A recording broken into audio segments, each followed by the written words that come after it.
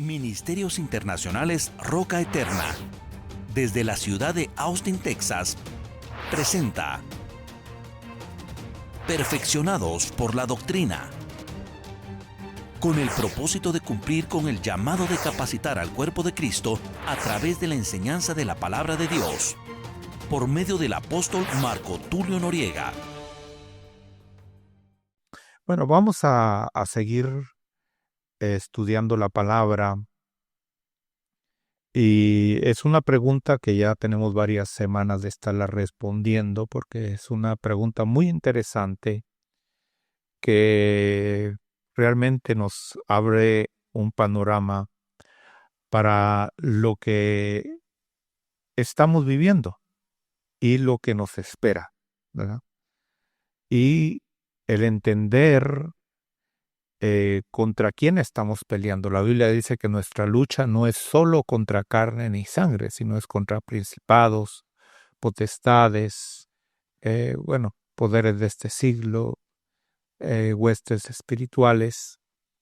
Y bueno, es un sinfín de enemigos con los cuales nosotros nos tenemos que estar enfrentando, ¿verdad? Y el último enemigo que tenemos que vencer, porque sobre todos esos enemigos vamos a vencer, ¿verdad? De eso se trata, que venzamos sobre todos esos enemigos. Y el último enemigo que vamos a vencer es la muerte, ¿verdad?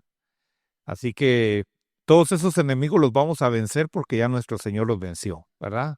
Nosotros solo venimos detrás de Él como recogiendo los despojos, ¿verdad? De las victorias de nuestro Señor.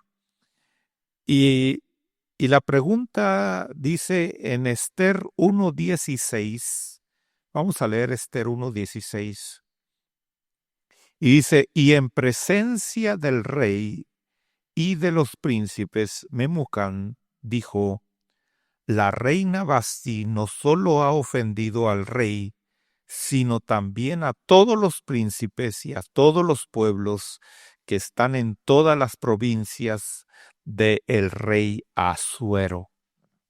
Hemos estado viendo como una actitud, una decisión de una reina vino a perturbar todo un reino, ¿verdad?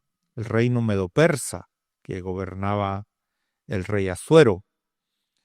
Y ya hemos estado viendo mucho acerca de eso. Usted puede oír las predicaciones anteriores porque quiero avanzar también, si no, no vamos a salir de esta pregunta. Y la pregunta que me hacen es, ¿quiénes son esos príncipes y pueblos que habla este verso? Y poniéndome en el lugar de la reina Vasti, yo personalmente, y como pueblo y parte de la novia de Cristo, que también he ofendido a Dios el Padre, ¿a quién más hemos ofendido de acuerdo a este verso? Bueno, hemos estado viendo que esta reina representa una reina que existía aún antes de la fundación de este mundo. Y se encuentra en Apocalipsis.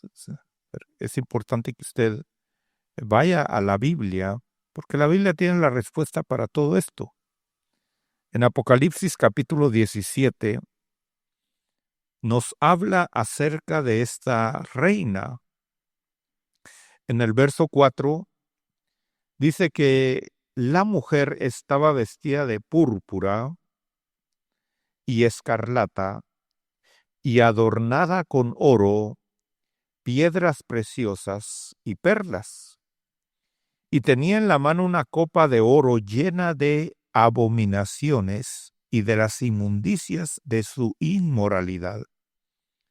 Y sobre su frente había un nombre escrito, un misterio: Babilonia la Grande, la madre de todas las rameras y de las abominaciones de la tierra. Y vi a la mujer ebria de la sangre de los santos y de la sangre de los testigos de Jesús, y al verla me asombré grandemente. Bueno, un punto importante Regresemos al verso 5, porque vamos a hablar un poquito acerca del verso 5 y el verso 6. Dice que ella es la madre de todas las rameras. Eso quiere decir que tiene hijas. ¿Verdad? Y vamos a hablar un poquito acerca de eso, ¿verdad? Porque hemos estado hablando de cómo estas reinas han destruido reinos, han destruido reyes, han destruido al pueblo de Dios, como dice el verso 6. El verso 6 dice, vamos a leer el verso 6 otra vez, que dice que esa mujer está borracha de la sangre de los santos y de la sangre de los testigos de Jesús. Ahora fíjese que hace la diferencia entre los santos y los testigos de Jesús, ¿verdad? Refiriéndose, en este caso se está refiriendo al pueblo que vivió antes de nuestro Señor Jesucristo, o sea, el pueblo que se podría decir, desde Abel hasta la resurrección de nuestro Señor Jesucristo, y luego los testigos de Jesús, ¿verdad? Nosotros somos testigos de Jesús, aunque también somos santos, ¿verdad? ¿O no? Somos santos, ¿verdad? ¿Usted no es santo? Sí, ya hemos recibido la santificación de nuestro Señor Jesucristo, ¿verdad? Esa es una garantía que tenemos. Pero vemos aquí cómo esta reina, y la hemos visto en Primera de Reyes, capítulo 19, que cómo se infiltró esta reina dentro del pueblo de Dios. Y explicamos la semana pasada que el pueblo de Israel estaba dividido en dos países, ¿verdad? Lo que es el reino de Israel y lo que es el reino de Judá. O sea, el país que gobernó Saúl, que gobernó David y que gobernó Salomón, era un solo país.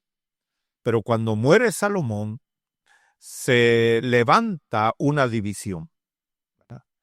Y el hijo de Salomón se queda en la parte sur, y el hombre que tomó el control del resto del pueblo de Dios tomó la parte norte, que es lo que se conoce como el reino de Israel, y la parte sur se conoce como el reino de Judá, ¿verdad? Ahora, en el capítulo 16, primer libro de Reyes, capítulo 16, verso 29, es importante que usted conozca estos personajes, por eso se los estoy recordando, porque estos personajes son muy importantes para lo que estamos estudiando. Dice Acab, hijo de Omri. Omri había sido un hombre que Dios había llamado para ejecutar juicios sobre los reyes anteriores. Mire cómo se vuelve, esto es una tragedia, hermano, porque Dios levanta a alguien para que destruya al que está gobernando en ese momento, porque se volteó contra Dios, porque le fue infiel a Dios, pero resulta que al poco tiempo este que derrotó al otro está en la misma condición, o peor situación, ¿verdad? Entonces, dice que Acab, hijo de Omri, comenzó a reinar sobre Israel. Recuerde que Israel no tenía sacerdocio levítico, tenía sacerdocios paganos, ¿verdad? El pueblo de Israel había dejado de ir a adorar a Dios al templo, porque el templo estaba en el reino de Judá. Entonces el rey que dividió a Israel les hizo sus templos paganos para que no tuvieran que ir hasta Jerusalén a adorar.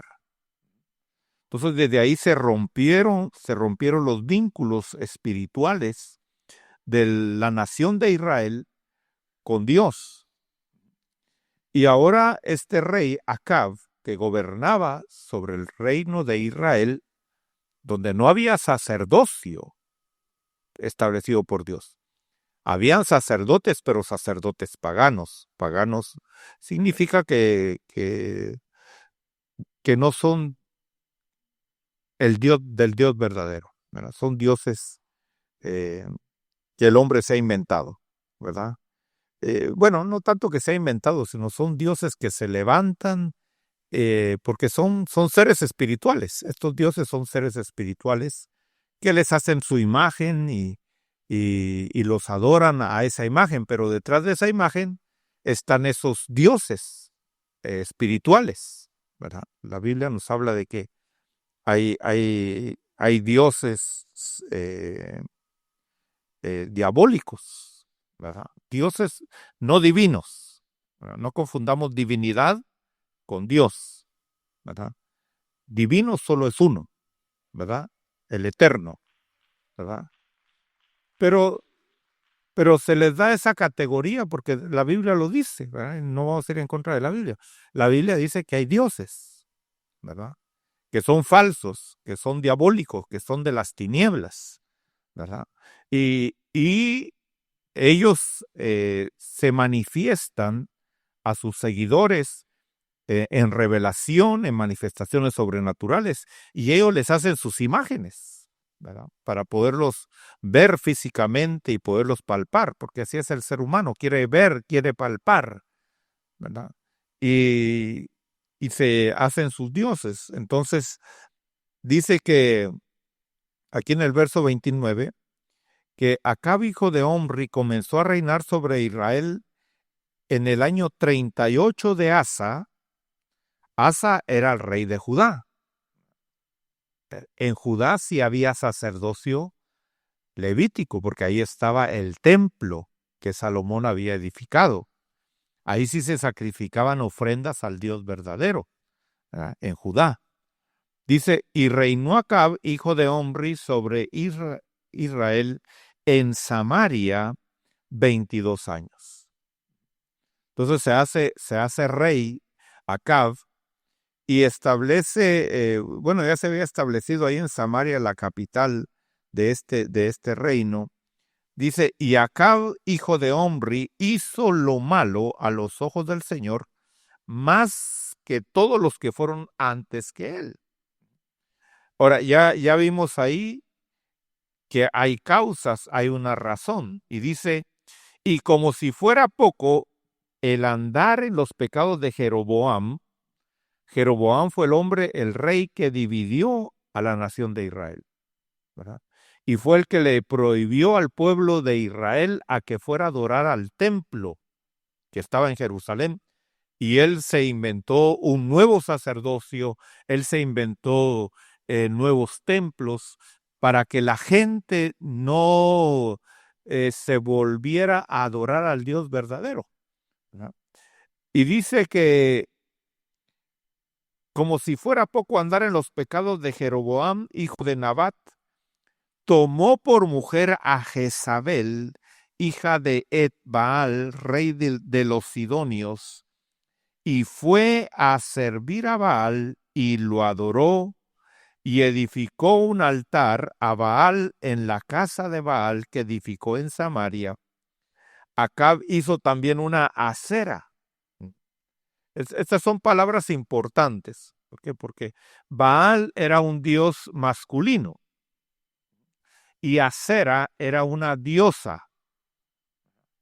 O sea, ahí se complementó la pareja, ¿verdad? Por eso más adelante nosotros vemos que habían sacerdotes de Baal y habían sacerdotes de Acera y andaban juntos.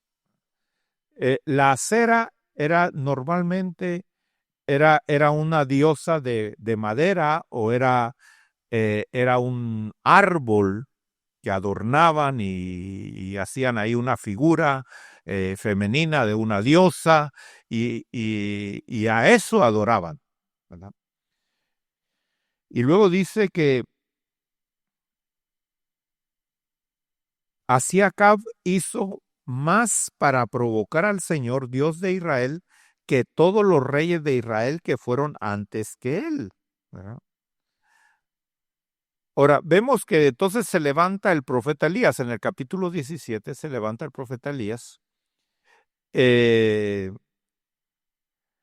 y envía la palabra, dice entonces Elías Tisbita, que era de los moradores de Galaad, dijo acá, viva el Señor, Dios de Israel, delante de quien estoy, que ciertamente no habrá rocío ni lluvia en estos años, sino por la palabra de mi boca. O sea, conoce esa historia, y bueno, pasan 3 años y medio, no llueve, y se hacen el reto de Elías con los 850 profetas.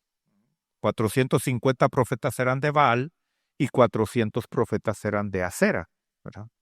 Y a todos ellos usted sabe que los decapitó Elías, ¿verdad? Pero esta mujer vimos la semana pasada en el capítulo 19, primer libro de Reyes, capítulo 19, dice, y Acab le contó a Jezabel todo lo que Elías había hecho, cómo había matado a espada a todos los profetas. Entonces Jezabel envió un mensajero a Elías diciendo, así me hagan los dioses y aún me añada, si mañana a estas horas yo no he puesto tu vida como la vida de los otros. O sea, le dijo, así como tú decapitaste, como le cortaste la cabeza a mis sacerdotes, yo mañana te corto la tuya. Ahora, fíjese qué tremendo, porque esta mujer, Elías no le tenía miedo a esta mujer en realidad, sino Elías sabía las potestades que gobernaban esta mujer. O sea, estaba un mundo de batalla espiritual. Y nosotros tenemos que estar conscientes, hermano, que hay batallas espirituales. Y por eso tenemos que estar siempre con la armadura puesta que el Espíritu Santo nos ha dejado, la armadura de Dios. Y tenemos que estar fortalecidos en la palabra, tenemos que estar fortalecidos en la fe, ¿verdad? Porque ahora nuestras batallas tal vez no son físicas, pero son mentales, son de pensamientos, ¿verdad? Son de sentimientos. Y te mandan dardos a tu corazón, te mandan dardos a tu mente, ¿verdad? Para que tu fe se apague, para que dejes de buscar a Dios, para que dejes de servir a Dios. Y te pone pensamientos y dice, pero mira si no cambian las cosas, y mira si tantos problemas que hay, pero mira y que antes te iba mejor, antes que no buscabas a Dios te iba mejor. Y te hace olvidar la vida miserable que vivías en el mundo, ¿verdad? Porque así somos los seres humanos, ¿verdad? Nos olvidamos de las cosas que no nos convienen, ¿verdad? Y recordamos solo las que nos convienen. Ahora, ya hemos visto cómo entonces esta mujer gobernaba, y en el capítulo 21 vemos que manda a matar a un hombre justo, ¿verdad? Dice en el capítulo 21 que el verso 6 dice, entonces él le respondió que estaba triste porque hablé con Nabot de Jezreel y le dije, dame tu viña por dinero, o si prefieres te daré una viña en su lugar, pero él dijo, no te daré mi viña. Eso lo vimos la semana pasada, solo estoy recordándole, ¿verdad? Cómo esta mujer, en el verso 8 dice, y ella escribió cartas en nombre de Acab, las selló con su sello, y envió las cartas a los ancianos y a los nobles que vivían en la ciudad de Nabot. Ahora, esta mujer, cuando vemos más adelante, eh,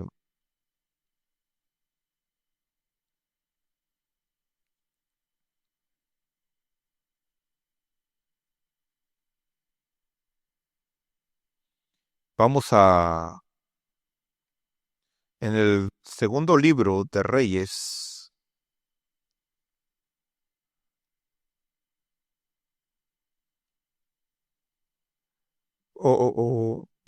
bueno, déjeme ver mejor la muerte de esta mujer, porque quiero matarlo de una vez, ¿verdad?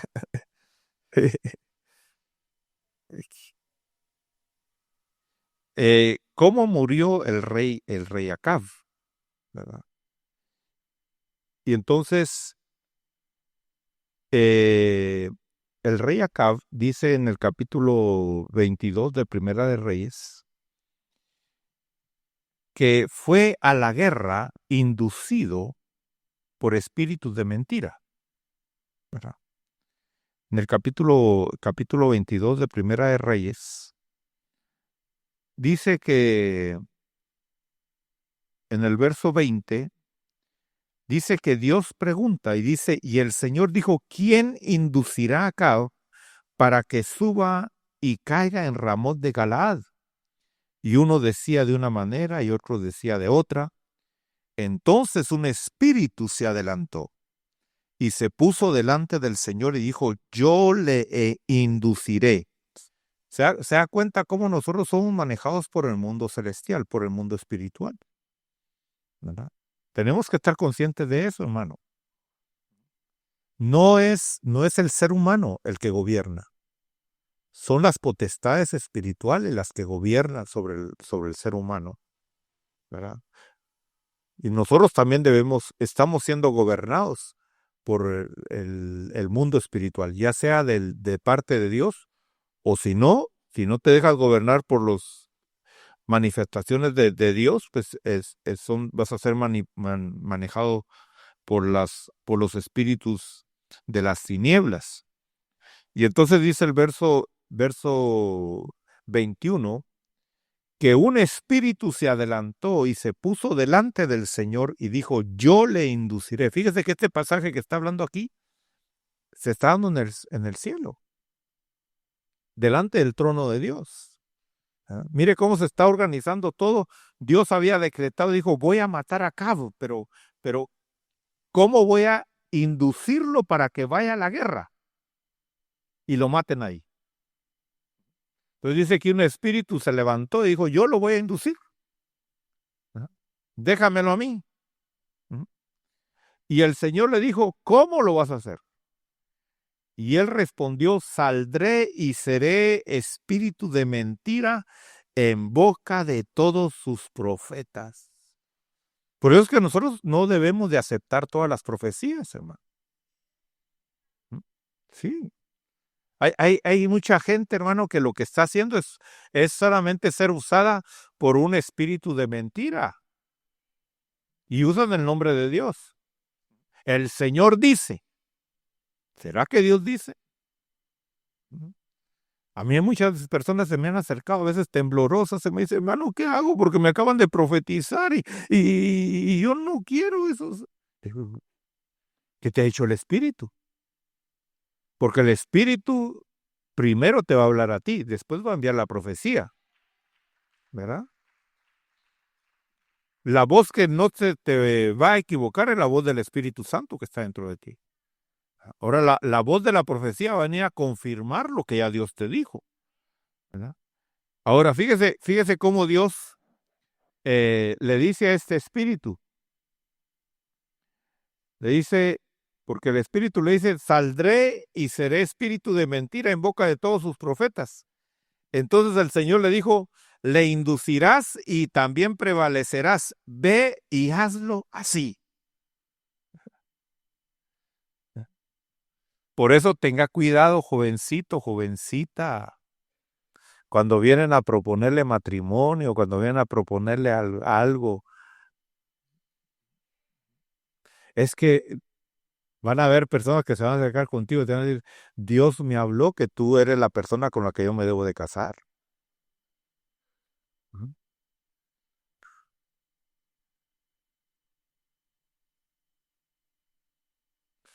¿No será un espíritu de mentira? Ten cuidado, ten cuidado. Porque ¿qué dice la persona? Ay, fíjate que yo también siento. ¿No será otro espíritu de mentira?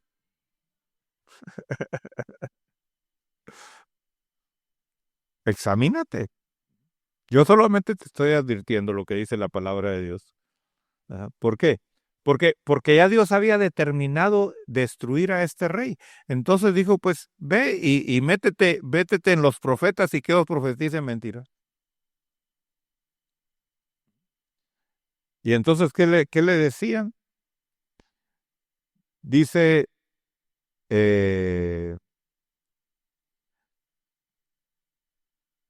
que estos profetas,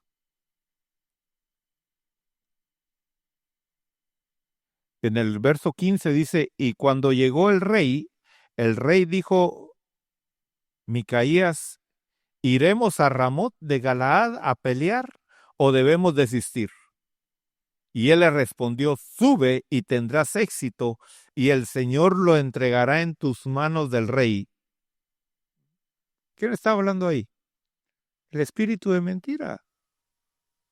El espíritu de mentira. Eso es para que abramos nuestros ojos, hermano, al mundo espiritual. Por eso tú tienes que aprender a oír la voz del Espíritu de Dios. Tú tienes que oír la voz original. Ahora, ¿dónde vas a empezar a oír la voz original? En la palabra escrita. En la palabra escrita. ¿Sabe que la mayoría de los que se llaman profetas y profetizan mentiras no usan la Biblia? ¿No conocen la palabra de Dios? Usan ciertos versículos nada más para apoyar sus mentiras, para apoyar sus profecías. Ahora, dice que entonces, el verso 16 dice, entonces el rey le dijo, ¿cuántas veces he de tomarte juramento de que no me digas más que la verdad y el nombre del Señor? Fíjese que ahí hasta estaba usando a un profeta del Señor, porque Micaías era un profeta de Dios. ¿Y por qué le dijo que subiera? Porque se estaba uniendo para reconfirmar lo que ya Dios había determinado. ¿Por qué? Porque ya se había creído el cuento. Mire cómo funcionaban los profetas falsos. En el verso 11. Y Sedequías, hijo de Kenanía, se había hecho unos cuernos de hierro y decía, así dice el Señor, con estos acornearás a los arameos hasta acabarlos. Y todos los profetas profetizaban así, diciendo, sube a Ramot de Galaad y tendrás éxito, pues el Señor le entregará en manos del rey. Ahí estaban los profetas, mira, hasta se habían hecho sus cuernos, hermano. Y decía, así vas a echarte al enemigo. Y entonces el rey preguntó, ¿y no hay otro profeta por aquí que hable la verdad? Sí, está Micaías, pero ese siempre me habla lo que no quiero.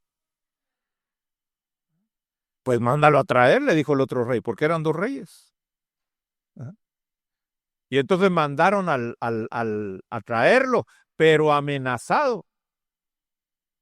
Le dijeron, Micaías, fíjate que así han estado profetizando los otros profetas, que le va a ir bien al rey. Así que tienes que profetizar igual. No hay problema, le dijo, yo profetizo igual. Si quieres reafirmar la mentira, ahí te vale mi profecía también. Pero de ahí él aclaró y dijo, no es cierto, no te va a ir bien. Tú querías oír lo bonito, te profetizo bonito. ¿Cuántos quieren que les profeticen bonito? ¿Ah? ¿Cuántos quieren que les profeticen la verdad? ¿Ah? Es diferente, ¿verdad? Es diferente. Por eso te da cuidado. Te da cuidado porque a veces Dios va a traer siervos y siervas, o a veces Dios va a los mismos de aquí, de los siervos que hay, Dios va a usarlos para darte una profecía. Pero si tú no estás dispuesto a recibir la verdad, te van a profetizar bonito. ¿Verdad? ¿Y hacia dónde te va a llevar esa profecía bonita? A tu muerte. Ahora, estos serán profetas falsos, a excepción de Micaías. Ahora, vemos entonces en el verso 34 que fueron a la guerra y un hombre disparó su arco al azar e hirió al rey de Israel por entre la juntura de la armadura, y él dijo a su cochero: da la vuelta y sácame de la batalla, pues estoy gravemente herido. Pero la batalla se arreció aquel día, y el rey fue sostenido en su carro frente a los arameos, y al atardecer murió. La sangre de la herida corría hasta el fondo del carro. A la puesta del sol pasó un grito por el ejército que decía: cada hombre a su ciudad y cada uno a su tierra. Murió pues el rey y fue llevado a Samaria, y sepultaron al rey en Samaria. Lavaron el carro junto al estanque de Samaria, y los perros lamieron su sangre, y ahí se bañaban las rameras, conforme a la palabra que el Señor había hablado. Se recuerda que Elías le había profetizado que por haber matado a aquel hombre de la viña, porque ahí nos quedamos la semana pasada, aquel hombre que mataron para que el rey se quedara con la viña, Elías le dijo: en el mismo lugar tu sangre va a ser derramada. Y entonces fue a la guerra, este rey fue a la guerra y se disfrazó. Le dijo al otro rey, al rey de Judá, le dijo: mira, yo me voy a disfrazar y tú ponte ahí como que eres el rey. Mire qué amiguito el que tenía, que estaban medios emparentados. Y le dijo, porque él sabía que al que quería matar era al rey.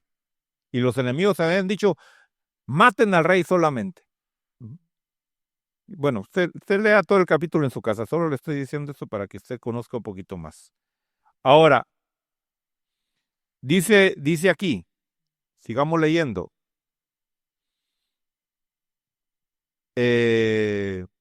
Verso 41.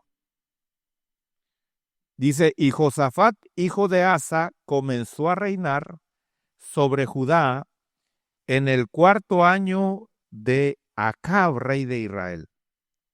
Josafat tenía 35 años cuando comenzó a reinar, y reinó 25 años en Jerusalén. Y el nombre de su madre era Azuba, hija de Sigi. Y anduvo en todo el camino de su padre Asa, y no se desvió de él, haciendo lo recto ante los ojos del Señor. Sin embargo, los lugares altos no fueron quitados todavía del pueblo. Sacrificaba y quemaba incienso en los lugares altos. Bueno, entonces ya queda ahí Josafat y todo. Muere Acab, y entonces se levanta otro rey. Dice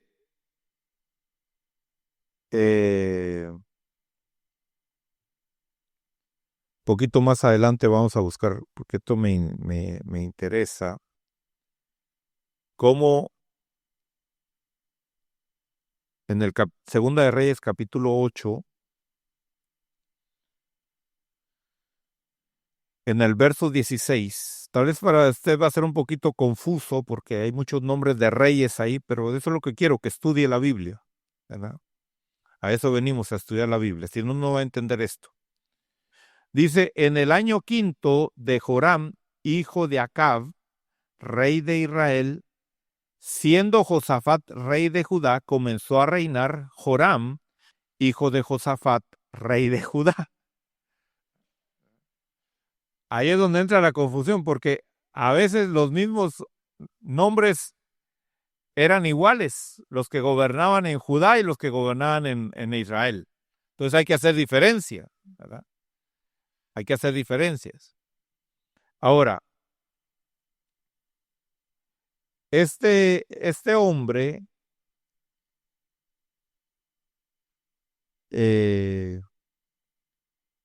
Joram era hijo de Josafat, el que había ido a pelear con Acab, ¿verdad?, anteriormente.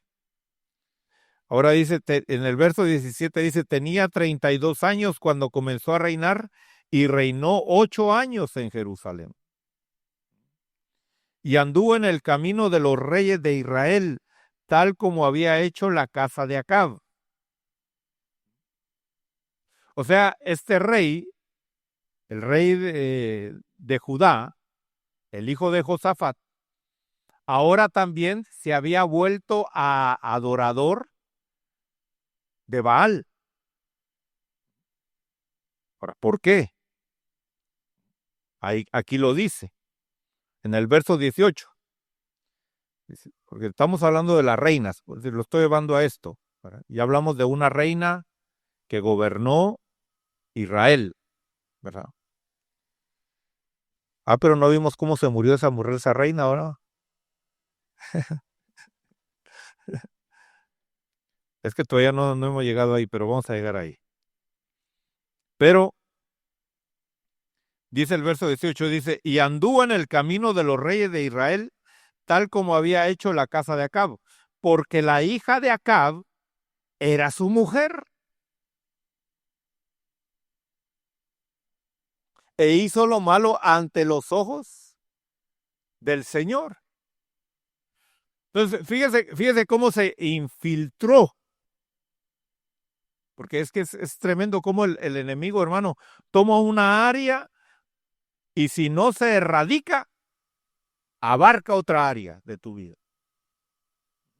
Así como en nuestro ser. Si el pecado abarca tu alma, al ratito abarca tu cuerpo. Hay muchas enfermedades que son productos del alma. Ahora, dice que Acab y Jezabel tuvieron una hija. Y esa hija se casó con un rey de Judá. Entonces fíjese cómo Jezabel, pues estamos hablando de las reinas. Jezabel, ¿de dónde era?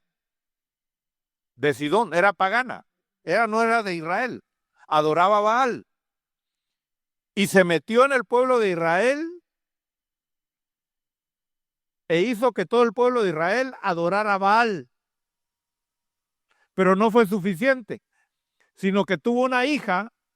Por eso dice Apocalipsis que Babel es ¿qué? La madre de todas las rameras. O sea, por algo dice la Biblia lo que dice. Ahora, esta pareja, Acab y Jezabel, tienen una hija y esa hija se casa con el rey de Judá, que se llamaba, ¿cómo se llama este rey? Joram. Dice en el verso 18, dice, e hizo lo malo ante los ojos del Señor. Sin embargo, el Señor no quiso destruir a Judá por amor a David, su siervo, ya que le había prometido darle una lámpara por medio de sus hijos para siempre. Ahora, hemos visto, hermano, aquí el cumplimiento que Dios le había dado al pueblo de Israel en su palabra. Vamos al libro de Éxodo, capítulo 20.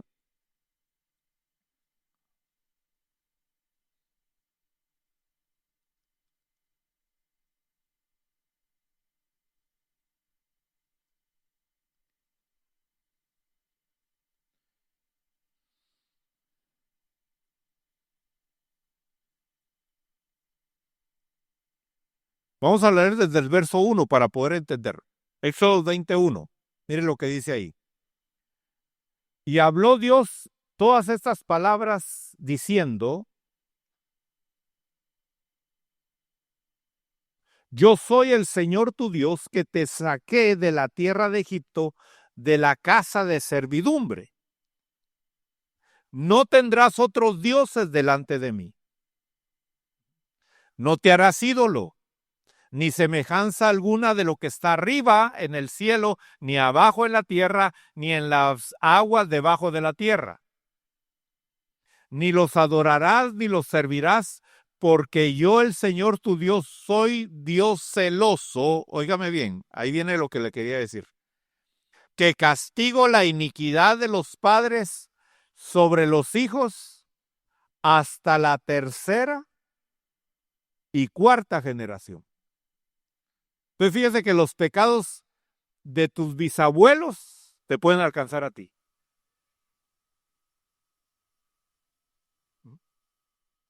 Por eso tú tienes que ir a administración y romper, hermano, con toda raíz que te dejaron tus padres, tus abuelos y tus bisabuelos. ¿Por qué? Porque dice que el castigo de la iniquidad cae sobre los padres hasta la tercera y cuarta generación. Mira, si tú no arreglas tu vida, los hijos que tengas, tus nietos y tus bisnietos van a acarrear con todas esas cosas que tú no quisiste romper. Por eso es importante la administración, hermano. Y la gente no quiere administrarse. Dice, es que se van a dar cuenta quién soy. Como que tan bonito que fuera. Entonces, mire cómo el castigo cae sobre la tercera y cuarta generación. Pero también existe lo otro. Y muestro misericordia, ¿a qué? A millares, a los que me aman y guardan mis mandamientos. ¿Ah? Entonces, mire, yo se lo puedo decir, hermano, con todo mi corazón. Yo lo he visto en mi familia. ¿Ah? Yo lo vi en mi familia porque fíjese que toda mi familia era bien idólatra, pero bien idólatra. Pero mi bisabuela se convirtió al evangelio.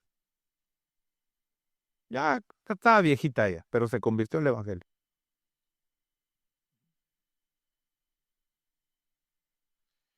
Mi abuela, la hija de ella, ya también en sus últimos años se convirtió al evangelio.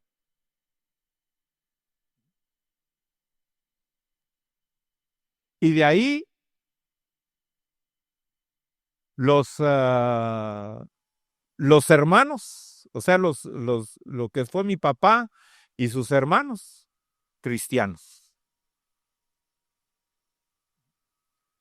Y de ahí los hijos de ellos, que ahí ya caigo yo, sirviendo a Dios, ministros de Dios. Mire, yo he visto eso, la bendición, aleluya, que cayó sobre mi bisabuela y luego en mi abuela y luego en mis tíos y mis papás y ahora en nosotros. Nosotros nos juntamos, hermanos, de parte de mi papá, nos juntamos y pastores, apóstoles y que hablamos la palabra de Dios. Qué sabroso. Mire, por una mujer cayó la bendición. Entonces sí funciona esto. Para bendición. Pero también para maldición. Por eso usted que ya está en la luz, usted tiene que aprender a ser libre y a romper con todas esas situaciones del mundo, hermano. Máxime si va a dejar descendencia en esta tierra. Entonces, regresemos al segundo libro de Reyes.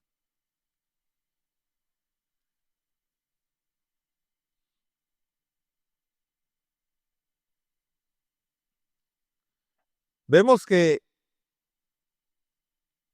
entonces se mete también la hija de Acab, la hija de Jezabel, se mete a gobernar en el reino de Judá.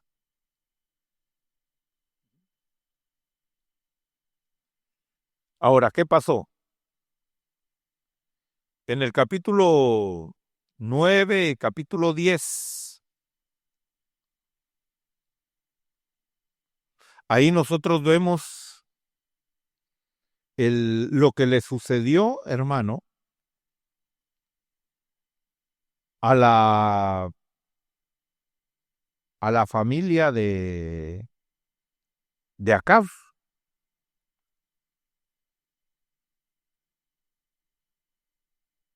Capítulo 9, segundo libro de Reyes.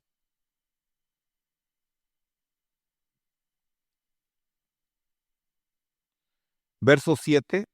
Dios levanta a un hombre llamado Jehú y le dice: tú herirás la casa de Acab, tu señor, para yo vengarme de la sangre de mis siervos los profetas y la sangre de todos los siervos del Señor derramada.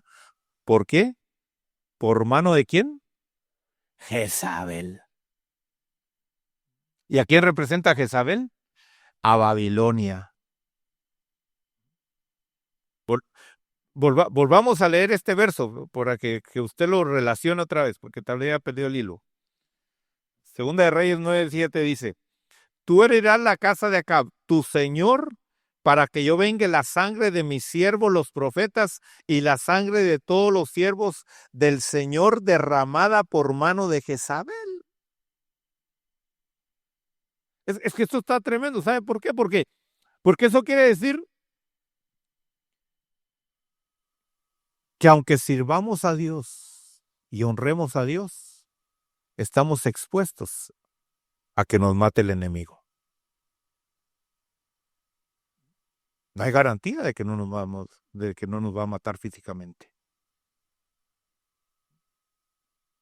Por eso yo le he estado diciendo y se lo voy a seguir diciendo como una advertencia: si usted no se va en el arrebatamiento, présteme mucha atención. Si tal vez un buen consejo le voy a dejar, porque ya no nos vamos a volver a ver nunca. Si usted se llegara a quedar en el arrebatamiento, no se le ocurra irse a esconder allá a la selva y quedarse allá encuevado. No. Vaya a predicar la palabra y que lo maten.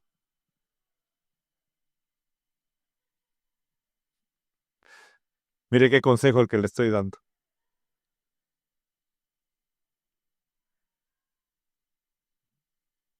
Porque si no lo matan y queda vivo hasta que el Señor venga en su venida, usted va a entrar a vivir al milenio como ser humano. Y todo ser humano que entre a vivir al milenio, después de 1000 años, se va a rebelar contra nuestro Señor Jesucristo. Por eso, hermano, prepárese para irse con el Señor en el arrebatamiento. Y si no, después conságrese para que lo maten. Usted escoge.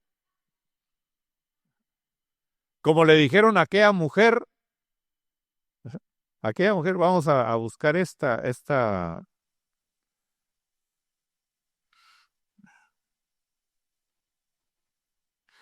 En el capítulo 11 de Jueces. Es una figura hermosa aquí que hay.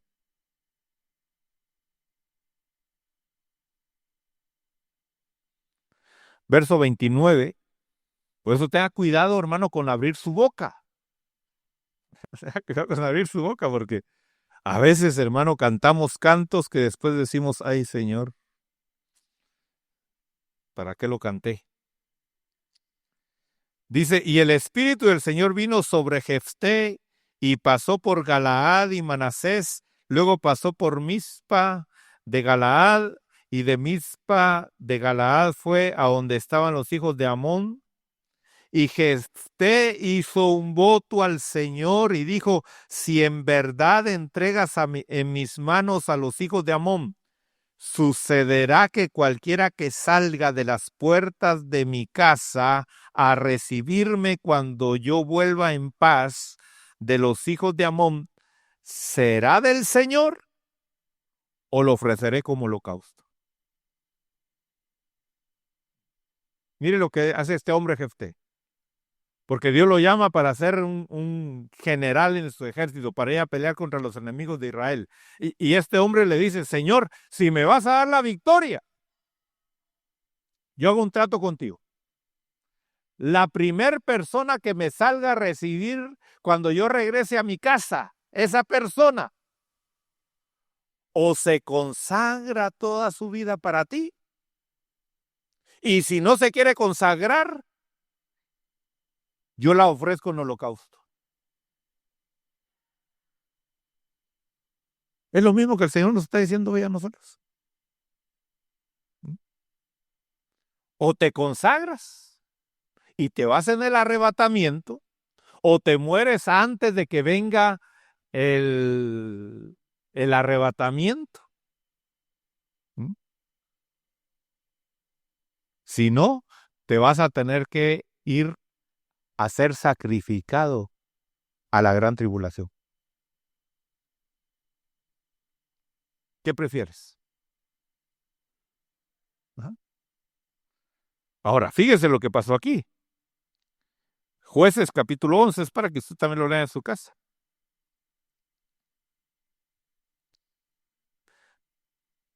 Dice, verso 34. Cuando Jefté llegó a su casa en Mizpa, he aquí su hija salió a recibirlo con panderos y con danzas. ¿Era ella su única hija? Fuera de ella no tenía hijo ni hija. Y cuando la vio, él rasgó sus ropas y dijo, ¡ay, hija mía! Me has abatido y estás entre los que me afligen. Por eso no tenga hijos, solo afligen aún. Solo problemas son. ¡Ay, hija mía! Me has abatido y estás entre los que me afligen, porque he dado mi palabra al Señor y no me puedo retractar. Entonces ella le dijo, Padre mío, has dado tu palabra al Señor, haz conmigo conforme a lo que has dicho, ya que el Señor te ha vengado de tus enemigos, los hijos de Amón. Y ella dijo a su padre, que se haga esto por mí. Porque el papá le dijo, hija, o te consagras para Dios, o te voy a tener que sacrificar en holocausto. Te voy a tener que matar. ¿Y qué dijo ella?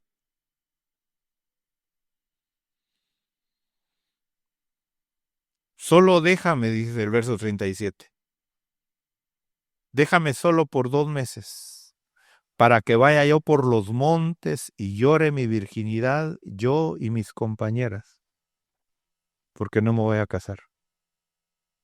Me voy a consagrar al Señor.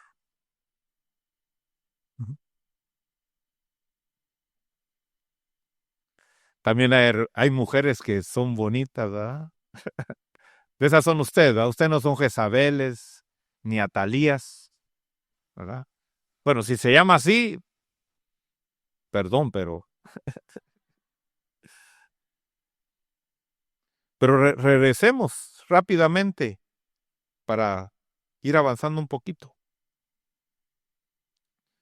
Entonces matemos a Jezabel de una vez y la dejamos ahí muerta. Y de ahí seguimos estudiando a la hija, ¿verdad? Más adelante.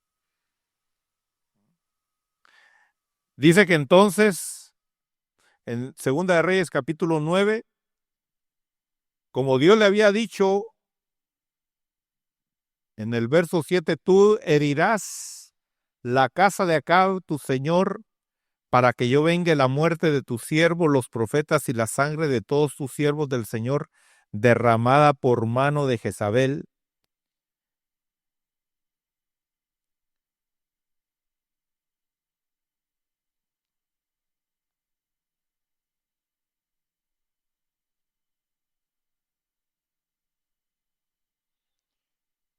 Y entonces más adelante, usted puede leer estos capítulos, pero vamos al capítulo 10 de Segunda de Reyes. No, perdón, vamos primero al... A ver.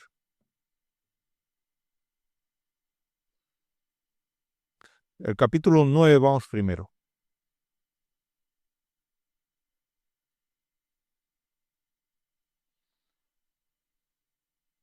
Verso 27.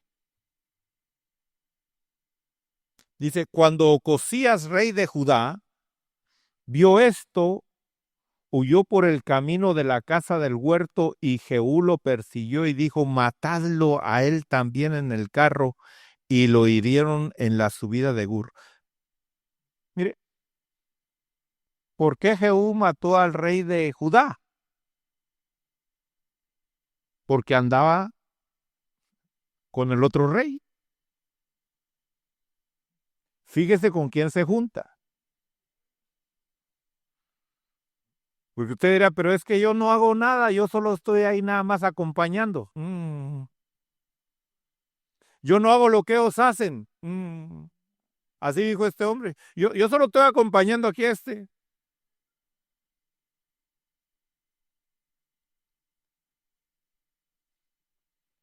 ¿Qué hizo Jehú?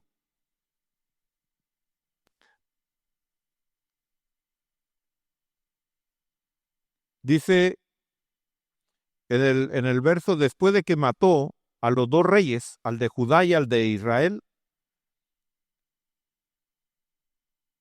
en el verso 30 dice, y llegó Jehú a Jezreel, y cuando Jezabel oyó, se pintó los ojos, adornó su cabeza y se asomó por la ventana.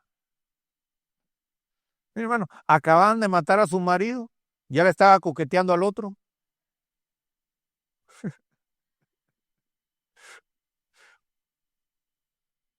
Como son las mujeres del mundo, ¿verdad?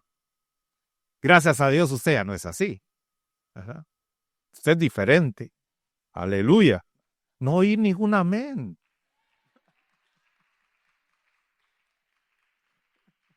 Están muy calladitas. Pero mire esta mujer, hermano. Acababan de matar a su marido y en lugar de ponerse a llorar dice que se arregló para ver si se conquistaba al otro que había matado a su marido. Porque así es la naturaleza del ser humano. Por eso, ¿usted qué dice? Es que si yo me muero, mi mujer nunca se va a volver a casar porque no va a encontrar otro hombre como yo. Está engañado.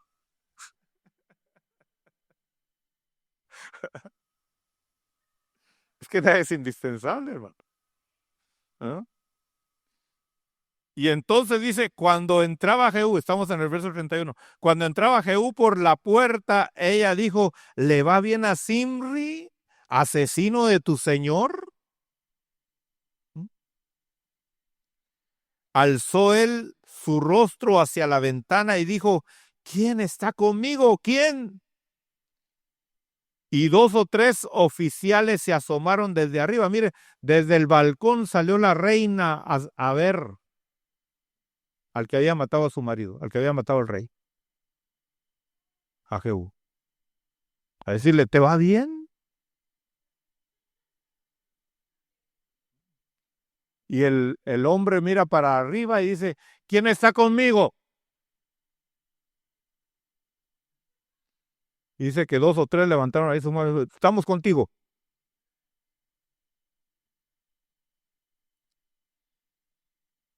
Verso 33, verso 32 dice, no, el verso 33 dice, y él dijo, echadla abajo. Y la echaron abajo y parte de la sangre salpicó la pared y los caballos y él la pisoteó. ¿Qué tenemos que hacer con Jezabel? Pero se va a pintar los ojitos y te va a hacer ojitos.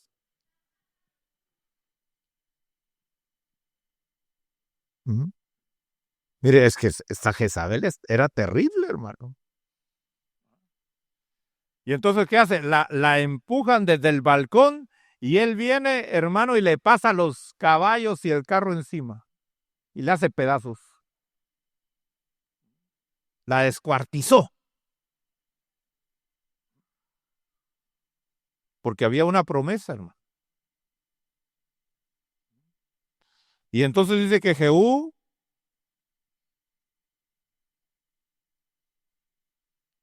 verso 34, entró, comió y bebió Y dijo, encargaos ahora de esa maldita y enterradla, pues es hija de rey. Porque él reconocía que hay que honrar a los que honra merece. Y pues es reina, hay que enterrarla. Es hija de rey.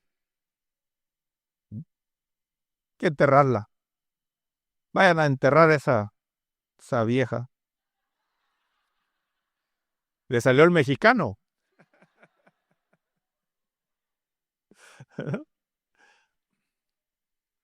Dice, y fueron para enterrarla, pero de ella no encontraron más que el cráneo, los pies y las palmas de las manos.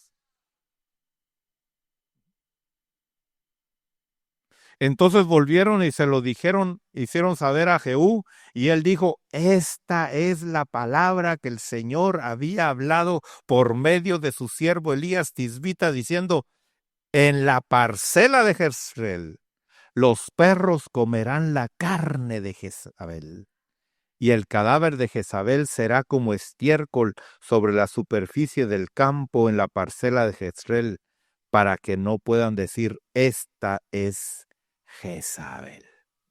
Aleluya. ¿Qué va a hacer Dios con Babilonia? La va a desaparecer. ¿Qué pasó con Basti? La reina desobediente, ¿qué pasó con ella? Nunca más se supo de ella. ¿No? Nunca más se supo de ella.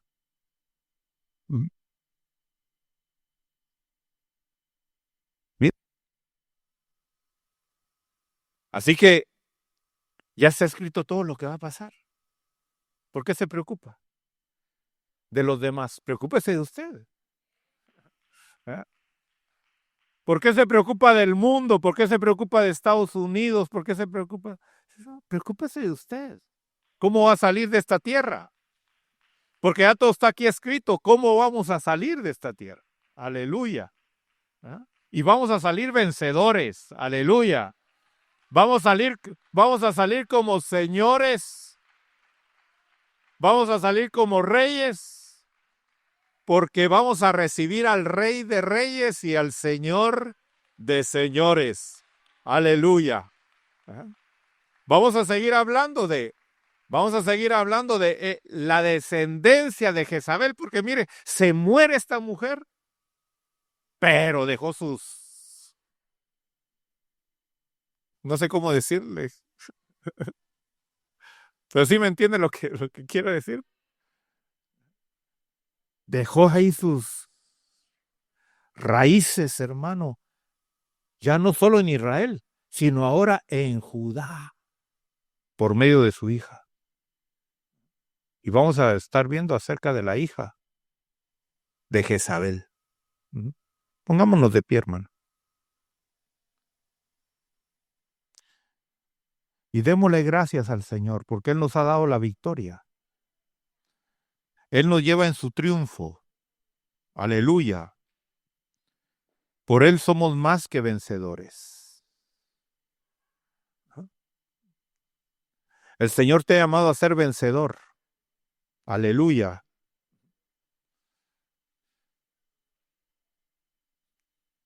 La Biblia dice que aún el justo puede caer 7 veces, pero de ahí el Señor lo levanta. Aleluya. Aleluya. Aleluya. Para eso venimos, para arreglarnos delante de Dios. Para eso venimos, porque sabemos que Él nos va a levantar. Él nos va a restaurar, Él nos va a limpiar.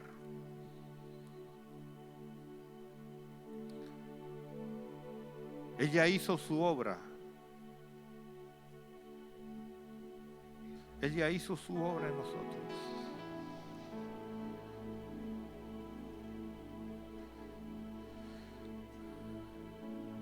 Vengo a ti, Señor, cámbiame y renuévame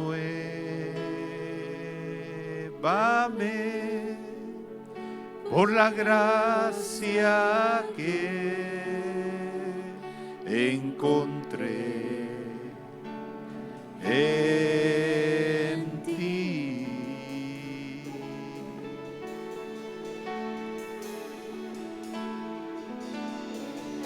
Ahora sé que las debilidades que hay en mí desvanecerán con el poder de tu amor.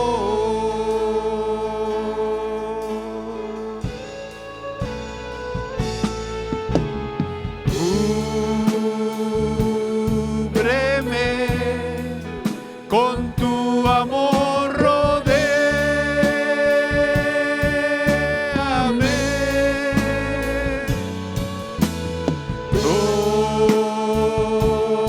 tómame, cerca quiero estar,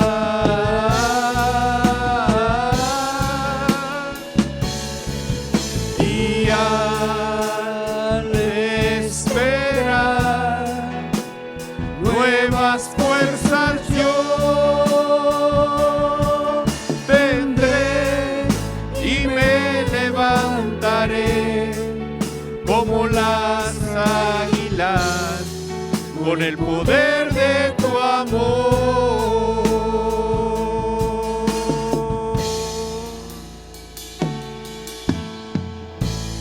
Yo te quiero ver cara a cara, oh Señor, y conocer así más de ti en mí.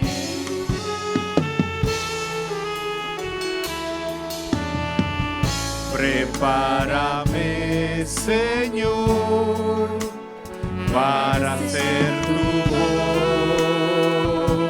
voluntad, viviendo cada día con el poder de tu amor.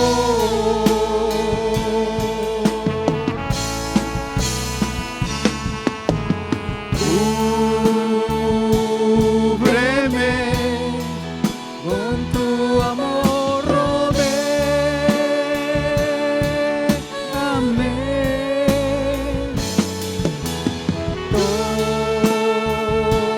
tómame, cerca quiero estar,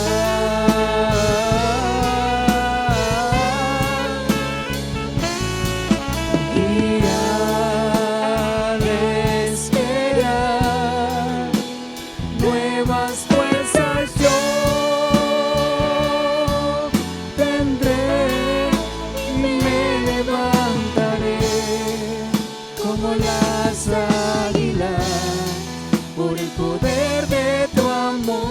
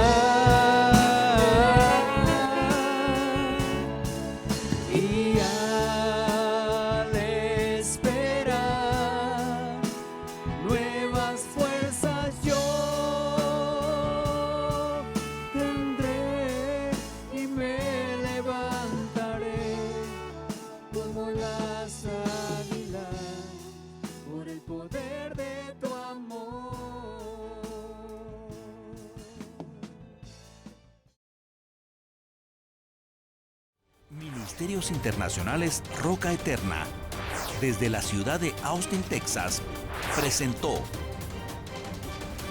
Perfeccionados por la Doctrina.